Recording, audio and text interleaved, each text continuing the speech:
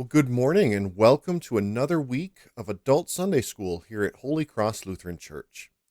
It's hard to believe that we've been at this for so long that we are now almost done with the book of Acts. Today we are on Acts chapter 27, and there are only 28 chapters in Acts. So we're wrapping up and we're almost to the end of Paul's story as it's recorded in Scripture.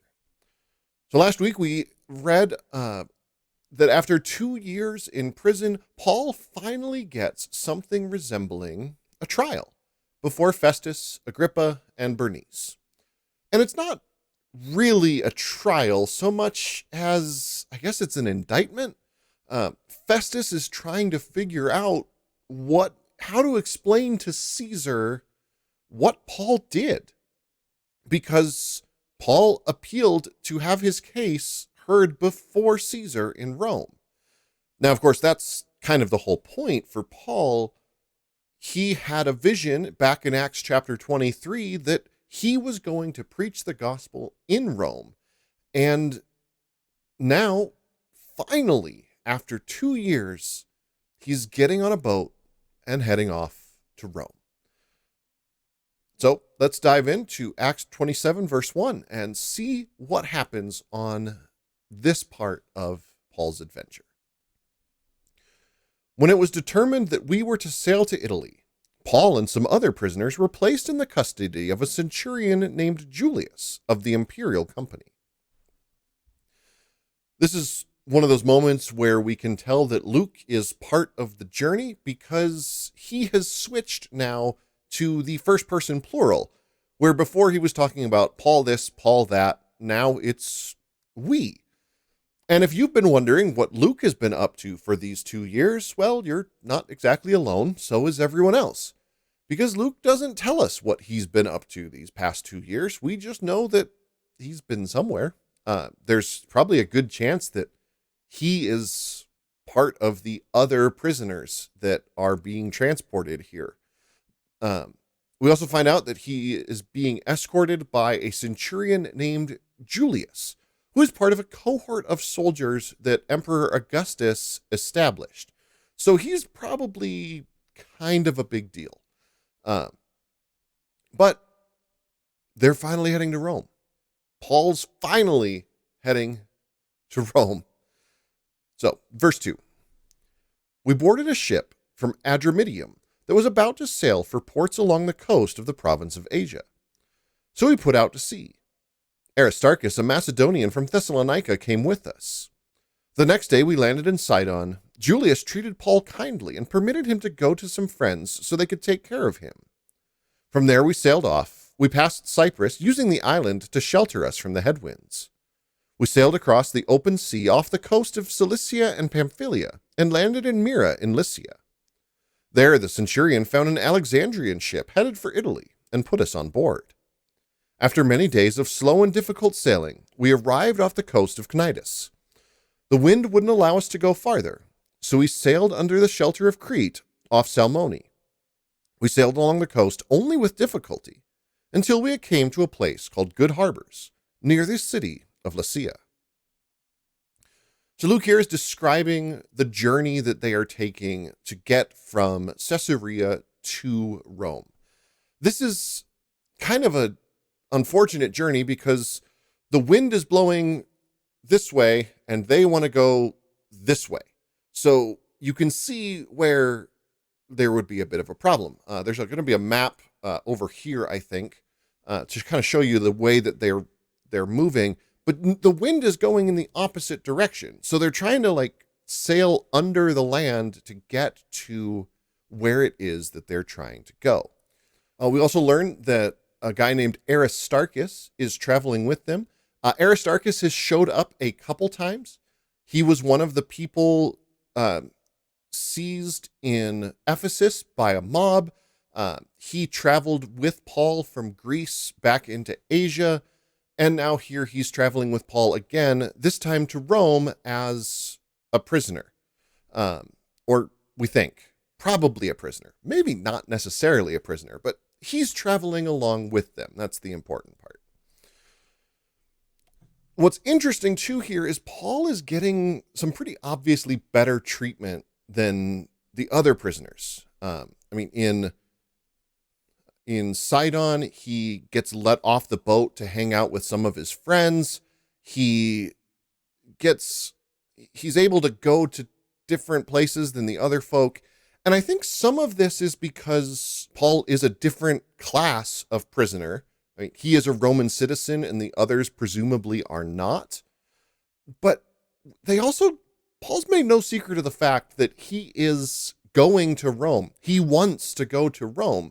So he's not really a flight risk. I mean, they know that the reason why Paul is on this boat is because he requested an audience with Caesar. And as far as the Romans are concerned, it's as if Paul requested an audience with God himself. The cult of the emperor was going very strong here. And so these Roman soldiers, especially Roman soldiers of a cohort that was established by a previous emperor, are going to be real keen on making sure this guy gets to where he's going. And so they end up, after kind of sailing along, in a place called, this translation calls Good Harbors, which often gets translated as Fair Havens. So what happens next after they're in Good Harbors? Verse 9. Much time had been lost, and the voyage was now dangerous, since the day of reconciliation had already passed. Paul warned them, "Men, I see that our voyage will suffer damage and great loss, not only for the cargo and ship, but also for our lives." But the centurion was persuaded more by the ship's pilot and captain than by Paul's advice. Since the harbor was unsuitable for spending the winter, the majority supported a plan to put out to sea from there. They thought they might reach Phoenix in Crete and spend the winter in its harbor, which faced southwest and northwest. So it's right around Yom Kippur, which is September, October-ish, and it's apparently time to hunker down for the winter and not deal with the rather fickle Mediterranean Sea. Now, Paul says, hey, if we keep sailing, something bad's going to happen. But the ship's crew, in all of their expertise, decides that they're not in a good place to spend the winter, so they want to sail somewhere else to winter the ship. And really, you kind of understand this, right? Like if you're flying in a plane and there's turbulence, who are you going to trust to get you through the turbulence safely? Are you going to trust the pilots with experience and knowledge and a lot of time flying in the air? Or are you going to trust some random prisoner in the back of the plane who says, I know what to do? I mean, obviously you're going to trust the pilots, right? And that's exactly what they're doing here. Why trust the word of some prisoner when there's perfectly capable and experienced people who are dealing with this problem? They know better than Paul objectively what is going to happen. Now, obviously, Paul is saying this from a place of inspiration, where God is letting him know about something that other people don't know. But at the same time, why would anyone listen to Paul? It makes perfect sense to not listen to Paul in this case. So they set out and, well, let's just say things do go exactly as Paul said they would. When a gentle south wind began to blow, they thought they could carry out their plan. They pulled up anchor and sailed closely along the coast of Crete. Before long, a hurricane-strength wind known as a northeaster swept down from Crete. The ship was caught in the storm and couldn't be turned into the wind. So we gave into it, and it carried us along.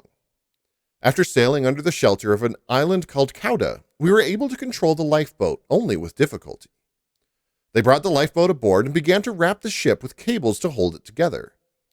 Fearing they might run aground on the sandbars of the Gulf of Syrtis, they lowered the anchor and let the ship be carried along. We were so battered by the violent storm that the next day the men began throwing cargo overboard. On the third day, they picked up the ship's gear and hurled it into the sea. When neither the sun nor the moon appeared for many days, and the raging storm continued to pound us, all hope of our being saved from this peril faded. So they set out from Good Harbors and they come across a massive storm. Now, I think it's kind of interesting that Paul calls it, or not Paul, Luke calls it a northeaster. I grew up in New England and nor'easters are real. Think of a hurricane, but with snow. Now, obviously, that's not the same kind of northeaster, but that's the image that gets conjured up in my brain, is dealing with a nor'easter, which is a big deal. And I would definitely not want to be in a really big storm, especially a kind of storm that particularly gets named, in a boat. This also explains why they were looking for a harbor that faced in the westish direction, because if the wind is blowing from the northeast and the harbor faces the southwest, then they'll have some protection from a storm like this. And the idea was they had to leave because when they were in Good Harbors, the harbor didn't face the right direction. And so if a storm like this sprung up, there would be an issue. But they set out and they've got this huge storm and they're starting to get incredibly concerned. So concerned, in fact, that they start throwing stuff overboard, which is, you got to lighten the ship to be able to manage the storm better. But they're stuck. They can't do anything because of this massive storm. So verse 21, for a long time, no one had eaten. Paul stood up among them and said, "Men, you should have complied with my instructions not to sail from Crete. Then we would have avoided this damage and loss. Now I urge you to be encouraged. Not one of your lives will be lost, though we will lose the ship. Last night, an angel from the God to whom I belong and whom I worship stood beside me. The angel said, 'Don't be afraid, Paul. You must stand before Caesar. Indeed, God has also graciously given you everyone sailing with you. Be encouraged, men. I have faith in God that it will be exactly as he told me. However, we must run aground on some island.'" Now, I know Paul's an apostle. I know that he had this vision from God. I'm confident in all of this. I do question his choice to open his speech with, "I told you so." My experience says that it's never a good idea to open a speech with, "I told you so," even when it's accurate. Actually, maybe especially when it's accurate. But that's what Paul does. And Paul says, this is what's going on. Everyone is going to be fine. I know things are crazy. I know this storm is absolutely bonkers. I know you're all scared, but we're all going to make it. We're going to lose the ship, but we're all going to be okay. And it seems to have worked. The people do seem to be doing better after this. So, verse 27. On the 14th night, we were being carried across the Adriatic Sea. Around midnight, the sailors began to suspect that land was near.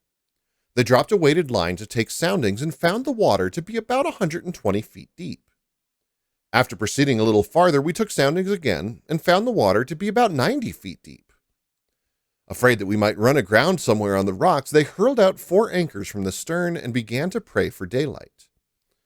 The sailors tried to abandon the ship by lowering the lifeboat into the sea, pretending they were going to lower anchors from the bow. Paul said to the centurion and his soldiers, "Unless they stay in the ship, you can't be saved from peril." The soldiers then cut the ropes to the lifeboat and let it drift away. So it's interesting to see the shift now, because they're starting to actually listen to Paul. I mean, they're starting to head towards land. The water is getting shallower, and they're starting to get worried that it's going to run aground. And now a couple of these folk are thinking, "Oh, we're getting close to land. We can hop in the boat and be tricksy about it and make it to shore and be safe and forget all those other people. We don't care about them." But Paul says, "Hey, everybody needs to stay with the ship. And if they don't, we're all going to be in trouble." And the soldiers listen to Paul. They don't let these sailors get in the lifeboat and head away. it's kind of an interesting shift. I mean, but at the same time, he did call all of these crazy events with the storm. So why wouldn't he? He might be right about this. We got nothing to lose. Why not? Um, so it's just interesting to see this shift happen where now they are starting to listen to this nobody prisoner again, because maybe there's something going on with him. So moving on, verse 33. Just before daybreak, Paul urged everyone to eat. He said, "This is the 14th day you've lived in suspense, and you've not even had a bite to eat. I urge you to take some food. Your health depends on it. None of you will lose a single hair from his head." After he said these things, he took bread, gave thanks to God in front of them all, then broke it and began to eat. Everyone was encouraged and took some food. In all, there were 276 of us on the ship. When they had eaten as much as they wanted, they lightened the ship by throwing grain into the sea. So things are still looking a little bad, but Paul gets everyone to eat. And it's in this moment that we find out that they're not in a small boat. They're in a pretty big ship. I mean, I always had this picture of, maybe Paul sailing with 20 or 30 people, but no, 276 people are on this ship.